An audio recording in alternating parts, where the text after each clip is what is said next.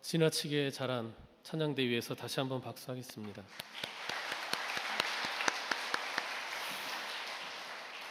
이 시간 우리 주님의 크신 은혜가 여러분에게 함께 하시기를 축원합니다.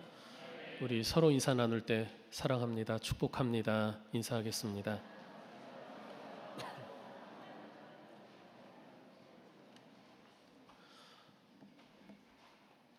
오늘 설교 제목이요, 먼저 나를 위해 그 후에 너를 위해 라는 제목입니다. 누군가 여러분에게 이런 말을 했다고 생각해 봅시다. 당신이 가진 것을 먼저 나를 위해 사용하고 그 후에 당신을 위해 사용하시오 라고 말이죠. 그런 말을 들으면 참 어이없고 이런 사람이 다 있나 싶을 겁니다. 더구나 먼저 자기를 위해 사용하라고 하는 그것이 나에게는 하나밖에 남지 않은 마지막 것이라고 한다면 더 황당하게 여겨지겠죠. 그런 요구를 하는 사람은 참 눈치도 없고 염치도 없는 것이죠. 그런데 오늘 본문에 보니까 하나님의 선지자 엘리야가 사르밧의 어느 과부에게 이 같은 염치 없는 요구를 하고 있습니다. 먼저 나를 위해 그 후에 너를 위해 라고요. 그런데 여러분, 좀 더 생각해 봅시다. 먼저 나를 위해 사용하고 그 후에 너를 위해 쓰라, 이 요구를 하나님이 우리에게 하시는 것이라면 어떻습니까? 우리는 어떻게 해야 될까요? 하나님 참 염치도 없으시네, 이렇게 생각하고 무시해도 될까요? 나는 사랑의 하나님으로 알고 있었는데 이건 아니잖아요, 너무한 거 아닙니까? 하면서 돌아서 버리는 게 나을까요? 물론 우리는 정답을 알고 있습니다. 그것은 배워서 알고 있습니다. 주님이 그렇게 요구하신다면 순종해야 된다고요. 순종이 제사보다 낫다고 한 말씀을 우리가 많이 듣지 않았습니까? 그리고 우리가 믿음으로 산다는 것은 결국 주의 말씀대로 순종하며 산다는 것 아니겠습니까? 그러나 문제는 우리가 언제나 하나님 말씀에 흔쾌히 순종할 수 있겠느냐, 그거죠. 주의 말씀이 우리 귀에 늘 듣기 좋은 것만은 아니거든요.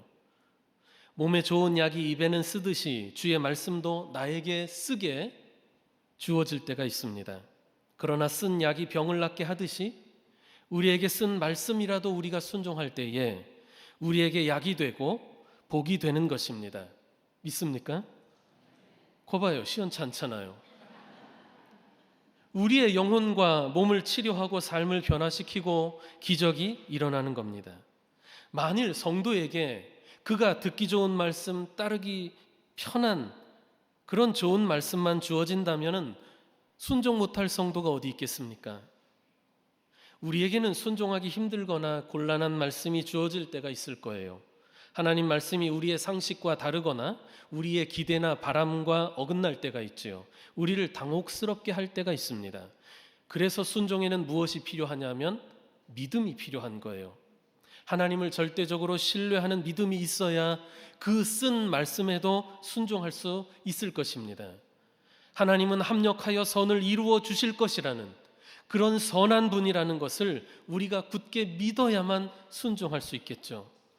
그런 믿음으로 말씀에 순종할 때 우리에게 복이 되고 또 은혜가 되는 것입니다. 하나님이 복을 주시려고 해도 사람이 순종하지 않으면 그 복을 받을 수 없을 겁니다.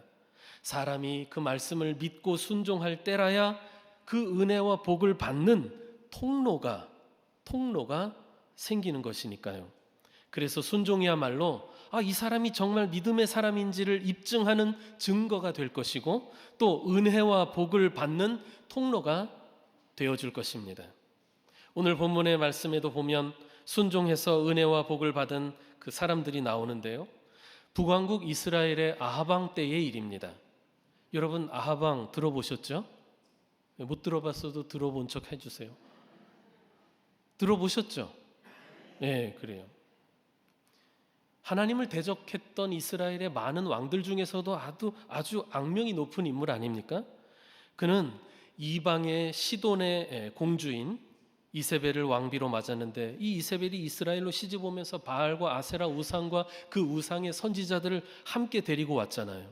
이세벨은 우상 신전들을 이스라엘에 짓고 하나님을 섬기는 사람들을 박해하면서 온 나라가 우상 숭배에 빠지게 만들었고, 그런 영적인 암흑 시대에 하나님 말씀을 전했던 그런 선지자가 바로 엘리야이죠. 선지자 엘리야는 우상에 빠진 이스라엘을 향해서 3년 6개월 동안 이 땅에 비와 이슬이 내리지 않을 것이라고 하나님의 징계를 예언했습니다. 그 예언처럼 오래도록 그 땅에는 비가 내리지 않았고 땅은 가뭄으로 타들어가고 긴 가뭄은 기근으로 이어지게 됩니다. 하나님이 이렇게 가뭄과 기근의 징계를 내리신 데는 까닭이 있어요. 무슨 까닭일까요? 당시 이스라엘이 빠져있던 우상 바알은 비를 내리는 하늘의 신이요, 또 아세라는 그 비를 받아서 곡식을 내는 땅의 여신으로 숭배되고 있었거든요. 하나님께서 3년 6개월 동안 비를 내리시지 않고 기근이 들게 하신 것은 비를 내리고 곡식을 자라게 한다는 그 바알과 아세라가 얼마나 헛된 우상인지를 이 이스라엘 백성들로 하여금 경험적으로 깨우쳐 주시기 위함이었습니다. 비가 내리고 곡식이 자라고 하는 것은 바알과 아세라 덕분이 아니라 사실은 만물의 주인이신 하나님의 주권과 그분이 우리에게 베푸신 은혜 덕분이라는 것을 그들에게 이렇게 깨우쳐 주기 위함인 그런 징계였던 거죠.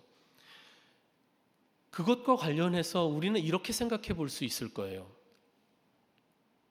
우리가 이 세상이나 또 우상을 통해서 우리의 삶에 만족을 얻고 풍요로움을 얻고 즐거워하고 행복하고 하기를 원할 때 하나님은 우리가 의지하는 그 세상이나 우상이 또 그것을 우리에게 주리라고 약속하는 풍요나 기쁨이 얼마나 허망한 것인지를 우리에게 깨닫게 하시기 위해서 우리의 삶에 가뭄과 기근을 내리실 수 있지 않을까?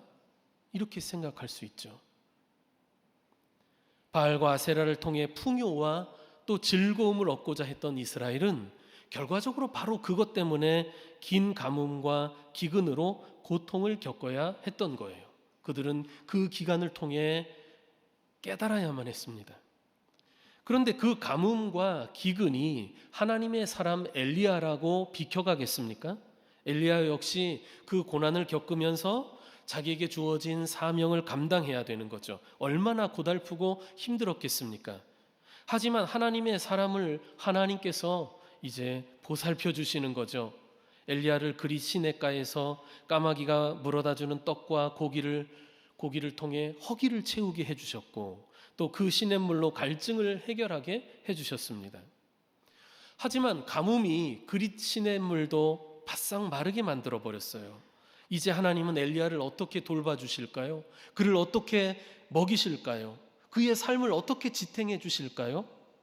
하나님은 엘리야를 저 이방 땅, 그것도 지금 이 악한 왕비 이세벨의 고향인 시돈 땅으로 보내시면서 그곳에 어떤 한 과부가 엘리야의 먹을 것을 도와줄 것이라고 말씀해 주셨어요. 엘리야가 하나님 말씀에 순종해서 이방 땅으로 넘어가죠. 그 시돈 땅 사르밧으로 갔습니다. 그런데 막상 그곳에서 하나님이 지시하신 그 사르밧의 과부를 만나보니 그 과부의 형편이 말이 아니었던 거예요. 이 과부는 홀로 어린 외아들을 키우고 있었는데 계속되는 가뭄으로 인해 먹을 것이라고는 이제 그 집에 한 줌의 가루와 기름 몇 방울밖에 남지 않은 상태였어요. 마침 여인은 그 마지막 것으로 마지막 끼니를 해먹기 위해 불을 피울 나뭇가지를 줍고 있었죠. 이제 아들과 함께 마지막 끼니를 해먹고는 죽음을 기다릴 참이었습니다. 자기가 원하는 죽음이 아니라 먹을 것이 없어서 굶어 죽어야 할 상황이었으니까 참 비극적인 상황이죠. 사르밧 성문 근처에서 나뭇가지를 줍고 있던 과부를 엘리야가 만났는데 그 엘리야가 그 과부에게 염치 없게도요, 나에게 물을 좀 달라 부탁했습니다. 긴 가뭄 중에 물을 달라는 거 참 염치 없는 부탁이죠. 아무리 손님을 잘 대접하는 것이 그 지역 그 당시의 관습이라 해도 말입니다. 그 가뭄에 물이 있으면 얼마나 있겠고 있다면 그게 얼마나 귀한 물이겠습니까? 그거를 달라는 거예요. 그러나 여인은 불평 없이 물을 가지러 가는데, 그런데 물을 가지러 가는 그 여인의 뒤에다 대고 엘리야가 또 말을 덧붙입니다. 물 가져올 때 떡도 하나 가져오시오 라고. 지금이 어느 때인데 물을 달라 떡을 달라 합니까? 그런데 이 여인이 화를 내거나 불평하지 않고 자기의 사정을 선지자에게 아뢰입니다. 선생님, 나에게는 떡이 없습니다. 다만 가루 조금과 기름 몇 방울이 있는데 이걸로 마지막 떡을 만들어 먹고 나면 얼마 지나지 않아서 저와 제 아들은 굶어 죽게 될 겁니다. 죄송합니다. 과부의 딱한 처지를 들었으면 이 엘리야 선지자가 미안해요. 자기의 그 요구를 되돌릴 만도 한데 그때 엘리야가 이렇게 말하는 거예요. 여러분, 엘리야가 이렇게 말해요. 눈 뜨고 들어주세요. 남아있는 것으로 먼저 나를 위해 작은 떡을 하나 만들어 오고 그 후에 남은 걸로 당신과 아이를 위해 만들면 되잖아요. 이렇게 얘기하는 거예요. 인간적으로 생각하면 이런 처지의 과부에게 먹을 것을 달라고 한다는 것 자체가 정말 염치 없는 짓인 줄 엘리야가 왜 모르겠습니까? 엘리야가 그 정도로 멍청할까요? 왜 모르겠어요? 엘리야인들, 이 불쌍한 과부에게 남은 그 마지막 떡을 기어이 뺏어 먹고 싶어서 이런 얘기를 하는 것이겠습니까? 아니죠. 지금 엘리야는 하나님의 명령대로 순종하고 있는 거예요. 하나님이 이 어려운 처지 가운데서 하나님이 하실 일을 믿고 과부에게 해야 할 말을 해주고 있는 겁니다. 엘리야가 그래서 말해주죠. 하나님께서 나에게 말씀하셨어요. 비가 다시 내리게 될 날까지 당신의 그 가루통에 가루가 떨어지지 않고 기름병에 기름이 떨어지지 않게 해주시겠다고 약속해 주셨어요. 그러니까 두려워하지 말고 가져오십시오. 여인에게 한 줌 가루와 기름 몇 방울은 자신과 아들이 마지막으로 만들어 먹을 수 있는 유일한 음식이었습니다. 그런데 선지자는 그걸 자기에게 먼저 달라는 거예요. 그러면 하나님께서 더 주신다는 거죠. 두 모자가 먹을 것을 계속 공급해 주실 것이라고 말씀했다는 거예요. 그러니 두려워하지 말고 그 말씀을 믿고 순종하라고 이야기하는 겁니다. 어떻게 보면 엘리야는 참 염치 없고 뻔뻔하며 농간을 부리는 사기꾼으로도 보일 수 있었을 거예요. 하지만 사르밧 과부는 분명히 이방인이었을 텐데도 하나님을 믿고 하나님의 선지자가 하는 말을 신뢰하며 따르게 됩니다. 하라는 대로, 하나님의 말씀대로 순종하게 돼요. 그리고 그렇게 말씀대로 순종했더니 말씀대로 이루어지게 됩니다. 놀라운 은혜가 임하는 거예요. 아멘? 아멘을 할까 말까 주저하시는 것 같아요. 본문 15절과 16절을 보십시오. 그가 가서 엘리야의 말대로 하였더니 그와 엘리야와 그의 식구가 여러 날 먹었으나 여호와께서 엘리야를 통하여 하신 말씀같이 통에 가루가 떨어지지 아니하고 병에 기름이 없어지지 아니하니라. 만일 이 여인에게 믿음이 없었다면 염치 없는 요구를 하고 있는 엘리야에게 화를 내며 그를 내쫓아 버렸을지도 모릅니다. 그러나 여인은 믿고 순종했어요. 형편과 자기의 사정을 뒤로하고 그 말씀대로 따랐습니다. 그리고 순종의 결과는 놀라웠어요. 말씀하신 대로 먹을 것이 떨어지지 않는 기적이 이 가정에 일어난 것입니다. 이후로 선지자 엘리야는 과부의 가정을 통해 양식을 제공받을 수 있었고, 과부의 집 역시 가뭄과 이 기근의 어려운 시절을 이겨낼 수 있는 양식을 공급받을 수 있었습니다. 자, 왜 하나님은 이스라엘도 아닌 이 이방의 가난한 과부에게, 그것도 마지막 떡 하나 해먹고 나면 굶어 죽을 수밖에 없는 이 정말 불쌍한 가정에 엘리야를 보내신 것일까요? 그리고 물을 달라 떡을 달라 요구하게 하신 것일까요? 하나님은 엘리야를 먹이시겠다면서 이렇게 엘리야를 보내신 거예요. 그런데 엘리야만 먹이시고자 했다면 다른 방법도 많지 않았겠습니까? 왜 하필이면 이처럼 가난하고 불쌍한 여인에게 보내시고 이렇게 염치 없는 요구를 하게 하신 것일까요? 하나님께서 엘리야를 이 과부에게 보내신 것은 당신의 종인 엘리야를 돌보시고자 하는 목적뿐 아니라 이 불쌍한 과부와 그 아들의 생명을 지켜주시고 그 가정을 보전하시기 위함이 아니겠습니까? 엘리야를 위한 은혜뿐 아니라 이 과부의 가정을 위한 은혜를 예비하신 것입니다. 하나님을 경외하는 믿음의 가정에 이 가뭄과 기근을 견디도록 하나님께서 엘리야를 그곳에 보내주셨던 거죠. 하나님은 그런 계획을 갖고 있었어요. 엘리야도 먹이시고 이 불쌍한 과부의 모자도 먹이실 계획을 가지고 있었어요. 그러나 이 계획, 하나님의 뜻이 이루어지려면 이들이 중간에서 순종해야만 합니다. 엘리야도 순종해야 되고 이 과부 역시 순종해야 되죠. 엘리야는 이방 지역인 사르밧의 과부에게 가라는 하나님 말씀에 순종해서 하나님 주시는 은혜의 보살핌을 받게 되고요. 사르밧의 과부는 선지자를 통해 주신 하나님의 말씀에 순종하여 자신과 아들의 생명을 지키고 또 가정을 보존해 주시는 하나님의 은혜를 입을 수 있었습니다.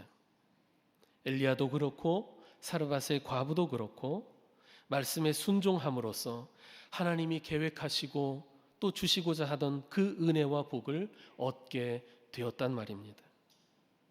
그런 거예요. 말씀을 믿고 순종하는 것이 은혜 받는 통로입니다. 순종이야말로 축복의 통로인 것입니다. 하나님의 약속, 하나님의 말씀에는 은혜와 복이 예비되어 있습니다. 주의 명령 속에는 축복이 감추어져 있습니다. 우리가 믿고 순종할 때 그 은혜를 얻고 복을 누릴 수 있는 거예요. 어느 때는 나에게 무리한 말씀처럼 들리고 내 상황이 무시된 명령처럼 들리고 또 염치 없는 요구처럼 주어질 때가 있겠지만 그 속에는 은혜와 축복의 하나님의 계획이 숨겨져 있음을 믿어야 합니다. 순종하는 자가 얻게 되는 놀라운 복이 담겨 있는 거예요. 그리고 하나님이 우리에게 무엇인가를 요구하실 때에는 우리에게 전혀 없는 것이나 또 불가능한 것을 요구하시는 게 아니지요. 이미 우리에게 주신 것 가운데 내가 가진 것을 요구하실 때가 많아요. 가만히 보십시오. 나에게 남아있는 마지막 그 소중한 그것을 요구하실 때가 있는데요. 나에게 쓸모없어서 버려둔 것이 아니라 내게도 소중하게 여겨지는 그것을 요구하실 때가 있어요. 나에게 쓸모없는 것이라면 쉽게 누군가에게, 하나님에게 드리는 것보다 누군가에게 줄 수 있겠죠. 그러나 나에게도 소중하게 여겨지는 것이라면 얘기가 달라지겠죠. 그것을 요구하실 때가 있어요. 나를 위해 쓰려고 했는데 그것을 하나님께서 먼저 나를 위해, 그 후에 너를 위해 라고 요구하시는 거죠. 엘리야가 사르밧 과부에게 먼저 나를 위해 떡을 만들어 오고 그 후에 너와 내 아들을 위하여 만들어 먹으라, 이렇게 요구했던 것처럼 말이죠. 먼저 하나님께 드리더라도 나를 위해서도 충분하게 남는 것이라면 그 말씀대로 순종하는 게 크게 어렵지는 않을 수 있을 겁니다. 물론 그것마저도 순종하지 않는 사람들이 많긴 하지만요. 그런데 먼저 하나님을 위해 쓰고 나면 나를 위해 쓸 것은 남아있지 않는 경우, 그 경우에는 그 말씀에 순종하는 것이 쉬운 일이 아닐 거예요. 바로 그 지점에서 믿음이 필요한 거죠. 믿음이 없으면 순종하지 못합니다. 하나님을 위해 쓰다가는 내가 쓸 것이 남지 않을 것 같아서 불안하고 두려워서 그 말씀을 따를 수 없을 거예요. 믿음이 없다면 사랑의 하나님이 왜 이와 같은 모진 요구를 하시냐며 오히려 불평하기 쉬울 겁니다. 이건 하나님의 뜻이 아니겠지 라는 생각으로 외면해버리거나 합리화하는 경우도 있을 거예요. 그런데 생각해 보십시오. 정직하게 생각해 봅시다. 먼저 하나님을 위해, 그 후에 나를 위해, 이 순서가 틀린 겁니까? 맞는 겁니까? 먼저 하나님을 위해, 그리고 나를 위해, 이 순서가 틀려요? 아니죠. 맞는 것이죠. 그 반대가 틀린 거죠. 하나님이 사람을 위해, 하나님이 나를 위해 존재해야 한다고 생각하는 사람들의 자기중심적인 생각이 신앙을 병들게 하고 잘못된 길로 인도하는 것 아니겠습니까? 하나님께서 당신의 영광을 위해 인간을 창조하시지 않았습니까? 또한 우리를 죄 가운데서 구속하시어서 그 크신 당신의 사랑을 널리 드러내신 것 역시 우리의 찬양과 영광을 받으시기 위함 아닙니까? 그런데 거꾸로 사람이 자기의 영광을 위해 하나님이 존재하는 것처럼 생각한다면 그 사람의 신앙이 올바른 방향으로 가겠습니까? 마치 하나님이 나를 위해 존재하고 교회도 나를 위해 존재하고 목회자도 나를 위해 존재하고 다른 교우들도 나를 위해 존재하고 세상 사람들이 나를 위해 존재하는 것처럼 생각한다면 그런 태도에서 좋은 신앙이 나올 수 있겠습니까? 사실은요, 하나님께서 나에게 마지막 남은 것 그 하나를 바치라고 해도 그것이 부당한 게 아니죠. 하나님께 그럴 만한 권한이 없냐 그거예요. 하나님에게 그러실 만한 권한이 없습니까? 하나님의 권한을 인정해 드릴 수 없어요? 하나님이 나에게 남은 마지막 하나를 요구하셔도 그것이 비정하니 염치 없느니 할 게 아니라는 거예요. 하나님에게는 그러실 만한 권한이 있으시니까요. 우리가 하나님을 창조주요 주권자라고 고백하지 않습니까? 그게 그런 뜻 아닙니까? 먼저 우리가 그 사실을 인정하는 것이 우리가 가져야 할 믿음의 자세, 출발점이 됩니다. 거기서 바로 순종이 가능해지는 거죠. 하나님이 나를 위해 존재한다는 생각으로부터 시작되는 신앙은 결코 순종할 수 없을 거예요. 내 마음에 좀 들면 순종하는 척 하겠죠. 그러나 그것이 진짜 믿음입니까? 그럴 수 없죠. 그런데 여러분, 정말 감사한 것은 무엇인지 아십니까? 그 마지막 남은 것을 바치라고 우리에게 하신다면 그때에는 정말 그걸 나에게서 다 빼앗아서 나를 거덜내려고 하시는 것이 하나님의 목적이냐? 아니라는 거죠. 나에게 그 마지막 것을 달라 하시면 나를 거덜내시기 위해서 그러시는 게 아니라는 거예요. 더 좋은 것, 더 많은 것을 채워주시기 위한 숨겨진 뜻이 있다는 거죠. 얼마나 감사한 일인지 모릅니다. 자, 보십시오. 사르밧 과부에게는 한 끼 먹을 것밖에 남지 않았어요. 그런데 하나님은 그걸 먼저 나를 위해 사용하라 하시는 겁니다. 그 후에 너희를 위해, 너희 자신을 위해 쓰라는 것이에요. 이 말을 계산해 보면 그렇게 했다가는 나에게 남는 게 없어요. 그런데 믿음은 바로 그와 같은 계산을 뛰어넘어서 우리로 하여금 순종하도록 하는 힘이 되는 겁니다. 하나님을 믿기에, 또 그분의 말씀을 믿기에 나의 상황과 처지와 계산을 뛰어넘어 그 말씀을 따르도록 우리를 이끌어가는 힘이 있어야 합니다. 그것이 믿음인 거예요. 그럴 때 순종이 가능하죠. 그리고 그렇게 믿음으로 순종할 때 정말 사람의 생각과 계산을 뛰어넘는 은혜와 복을 하나님이 부어주시는 것입니다. 하나님을 신뢰하여 순종하는 사람에게는 그 사람의 계산이 무색해집니다. 순종하는 자에게 주시는 하나님의 은혜와 복은 그 사람의 생각으로는, 상상으로는, 계산으로는 답이 나오지 않습니다. 오히려 계산하느라 순종하지 못하는 사람은 자신의 그 계산에 갇혀서 하나님의 그 축복의 기회를 놓치기가 쉽지요. 자, 아브라함의 경우를 봅시다. 아브라함 다 아시죠? 그에게는 하나님의 약속을 받은 후에 25년을 기다려서 얻은 아들이 있습니다. 100세에 얻은 아들이 있어요. 누구죠? 이삭입니다. 좀 물으면 좀 답 좀 하십시오. 답을 안 하니까 답답합니다. 아브라함이 100세에 얻은 아들 누구요? 얼마나 귀한 아들입니까? 그러니까 아브라함은 그 아들이 성장하는 모습을 보면서 정말 큰 기쁨과 삶의 재미를 누리고 있었을 거예요. 그러던 어느 날 하나님이 그에게 임하셔서 명령하시는 겁니다. 그 아들을 나에게 바쳐라. 이거 아무리 하나님이라도 이거 너무한 것 아닙니까? 무리한 말씀 아닙니까? 그런데 이 아브라함은 순종하는 거예요. 하나님의 자비하심과 섭리를 믿었기 때문에 원망하지 않고 이유 달지 않고 순종합니다. 하나님의 말씀을 따라 아브라함이 모리아산 꼭대기에서 아들을 결박해서 그 제단 위에서 제물로 바치려고 하는 순간 하나님이 다급하게 아브라함을 막으셨어요. 아브라함아, 아브라함아, 그 아이에게 손을 대지 말라. 여러분, 하나님의 계획은 원래 아들 이삭을 정말 거두어 가시려고 하신 것이 계획이 아니에요.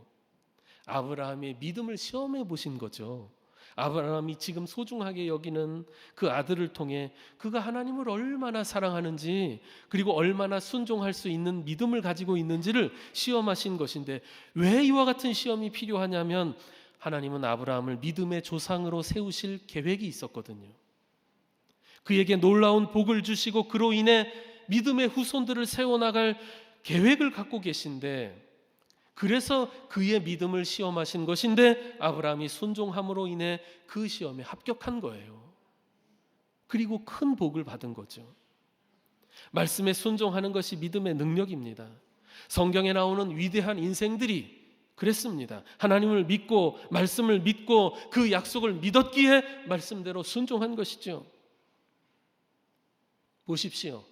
그들은 말씀에 순종하기 위해 손해를 감수하기도 하고 사람들에게 미움과 따돌림을 당하기도 했습니다. 말씀에 순종하느라 박해를 받고 위험에 처하기도 했습니다. 순종하기 위해 자기 목숨을 내놓기도 했어요. 그렇게 믿음으로 순종한 사람들을 하나님께서는 하늘의 별처럼 빛나게 하셨고 탁월한 인생이 되게 해주셨습니다. 큰 은혜와 복을 그들에게 내려주셨어요. 고난의 불길 가운데서 지켜주셨고 전쟁터에서도 보호해 주셨고 원수들의 공격을 막아주셨습니다. 사르밧의 과부에게는 아들과 한 끼 해먹을 것밖에 남지 않은 비참한 상태였는데 이번에 먹고 나면 죽음밖에 남지 않은 상황이지 않았습니까? 그때 하나님의 말씀이 선지자를 통해 그녀에게 전해졌죠. 그녀는 그 말씀을 염치 없다 여기지 않고 불평하지 않고 원망하지 않고 따릅니다. 그리고 그 말씀대로 따랐더니 말씀대로 이루어졌어요. 하나님의 은혜로 자신과 아들의 생명을 지킬 수 있었고 먹을 양식을 넉넉히 얻을 수 있었습니다. 만일 하나님의 말씀을 믿지 못하고 그가 순종하지 않았다면 받을 수 없는 복이겠죠. 경험하지 못했을 복입니다. 여러분, 우리 인생에는 우리가 말씀을 그동안 외면하고 순종하지 않음으로써 하나님이 주시고자 했던 그 은혜와 복을 얼마나 놓쳤는지 모릅니다. 그렇게 축복의 기회를 놓치고 그것이 축복의 기회였는지조차 알지 못한 채 지금 살아가고 있는 것 아닌지 모르겠어요. 그러면서도 우리는 의문을 갖곤 하죠. 이런 의문이에요. 왜 하나님이 나에게는 복을 주시지 않지? 라고요. 그 전에 순종했는지를 스스로 물어보십시오. 우리 인생에는 우리가 순종했더라면 받았을, 그러나 그러지 못해서 놓쳐버린 은혜와 복이 있을 거예요. 성도 여러분, 예수님께서 이렇게 말씀하셨어요. 말씀을 듣고 행하는 지혜로운 사람이 되라고요. 듣기만 하고 행하지 않는 사람은 어리석은 사람이라고 말씀하셨죠. 마치 모래 위에 집을 짓는 자와 같다고 하셨어요. 생각해보면 정말 그래요. 왜냐하면 말씀을 듣고 행하는 사람이 은혜를 입고 하나님이 계획하신 그 복을 얻으니 진짜 지혜로운 사람인 거죠.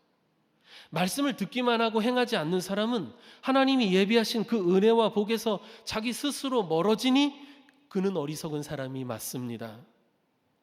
먼저 나를 위해 그 후에 너를 위해 라고 하는 이 말을 어떤 사람이 한다면 염치 없는 말이겠지만 이것이 하나님이 나에게 하신 말씀이라면 그 말씀은 지극히 정당하고 우리가 그 말씀에 순종할 때 우리 자신에게 복이 되는 말씀인 줄 믿습니다.